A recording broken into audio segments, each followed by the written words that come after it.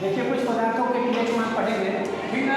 देखिए जैसे अमाशय, जो पेट में खाना खाते हैं ना, पेट होता है ना, पेट को अमाशय बोलते हैं। अमाशय का पीएच मान जो वहाँ पे जठर ग्रंथियाँ पाई जाती हैं और हाइड्रोक्लोरिक अम्ल होता है ना, जठर ग्रंथियों से हाइड्रोक्लोरिक अम्ल निकलता है, इसको बोलते हैं HCl। क्या बोलेंगे? HCl। वहाँ पे अम्ल होता है, अम्ल का वहाँ का पीएच मान कितना होता है? 1। कितना होता है? 1। अब देखो नींबू का रस, अमाशय रस का पीएच मान 1 होता है और नींबू के रस का पीएच मान 2 होता है।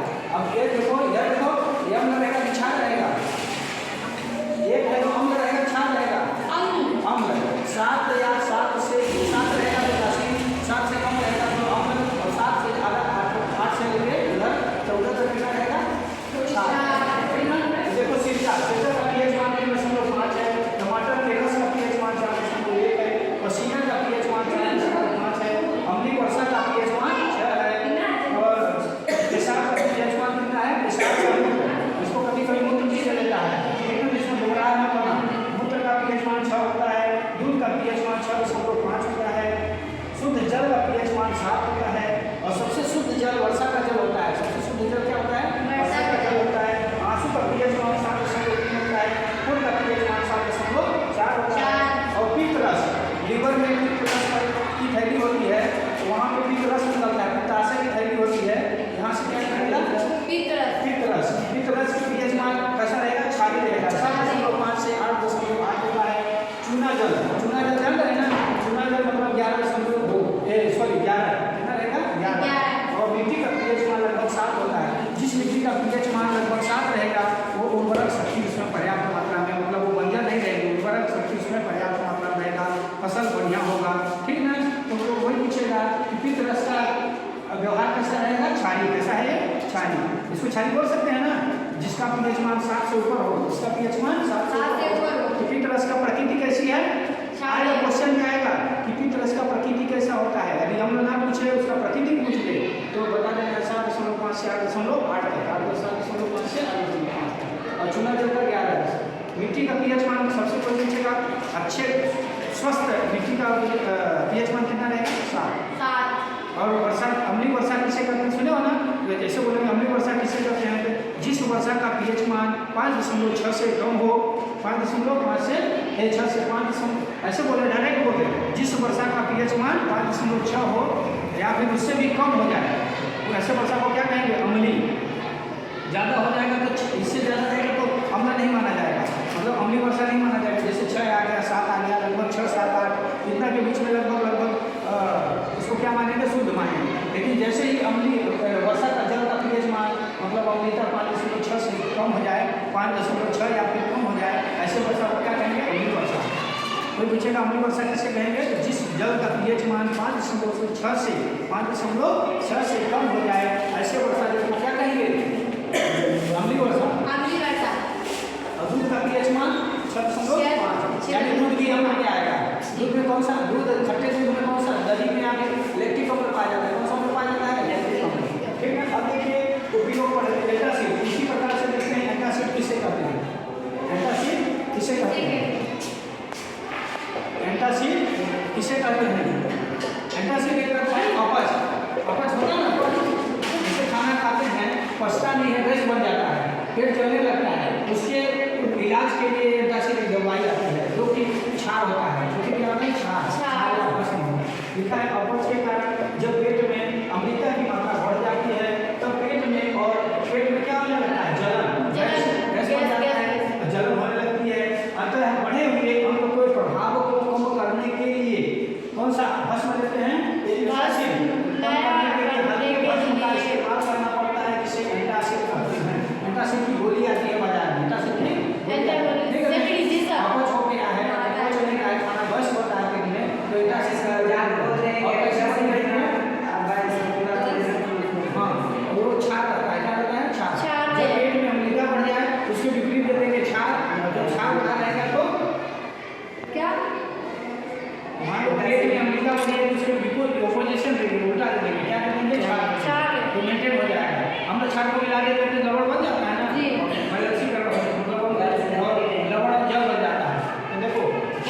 कुछ भस्म के और उदाहरण हैं, कुछ भस्म के और उदाहरण। एंटासिड मिल्क, देखो एंटासिड मिल्क ऑफ मैग्नीशिया, जिसको मैग्नीशियम हाइड्रोक्साइड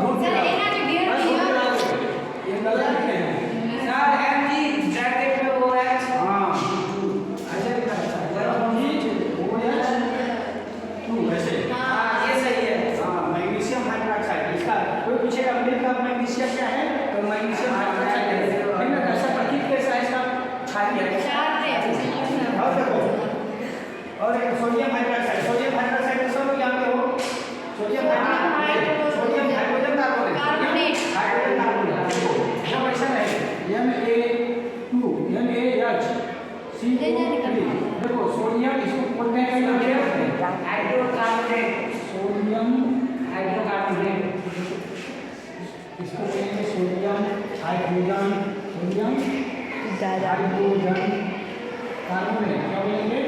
कार्बोनेट। कार्बोनेट क्या बोलेंगे? Carbonate, sodium hydrogen carbonate. और इसी को दूसरा नाम से बोलेंगे सोडियम बाइकार्बोनेट, क्या बोलेंगे?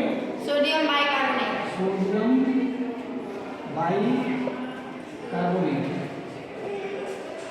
Sodium bicarbonate.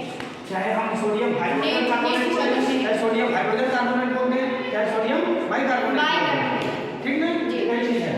और देखिए इतना तो हो गया। अब देखिए उपयोग देखते हैं, जिसका जिसका सोडियम हाइड्रोक्साइड का उपयोग और क्लोरीन गैस का उपयोग और हाइड्रोजन गैस का उपयोग, तीनों का हम उपयोग देख लेंगे, ठीक ना?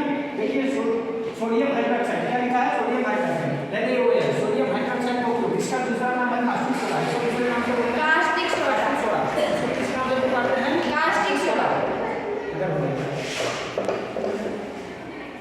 कास्टिक सोडा, इसको क्या बोलेंगे? Caustic soda. इसका उपयोग होता है साबुन तथा अपमार्जक बनाने में। साबुन निर्मा सुना हो? निर्मा, साबुन और निर्मा बनाने में सोडियम हाइड्रोक्साइड का उपयोग करते हैं। और कागज बनाने में और प्रयोगशाला के अभिकर्मक के रूप में प्रयोगशाला में भी उपयोग होता है। क्लोरीन गैस का उपयोग कपड़ों तथा कागज को रंजित करने में, मतलब उसको रगड़ने में जिस टाइप का कपड़ा का कागज को चाहिए रंग कलर, उस टाइप में हम लोग क्या कर देते हैं? रंजित कर देते हैं, रंग देते हैं। हाँ जी। और देखो जल को शुद्ध करने में, जल में जो कोई रोगाणु या कीटाणु हो जाते हैं उसमें क्लोरीन डाल देते हैं, वो शुद्ध हो जाता है, पीने के चालू हो जाता है। और देखो विरंजक चूर्ण बनाने में, विरंजक चूर्ण का सूत्र हम बता देना है कैल्शियम ऑक्सीक्लोराइड, CaCO, मतलब कैल्शियम ऑक्साइड, मतलब बिना बुझे चूना में हम क्या कर देंगे? क्लोरीन मिला देंगे। तो क्या हो जाएगा? हमको विरंजक चूर्ण प्राप्त हो जाएगा। क्या प्राप्त हो जाएगा?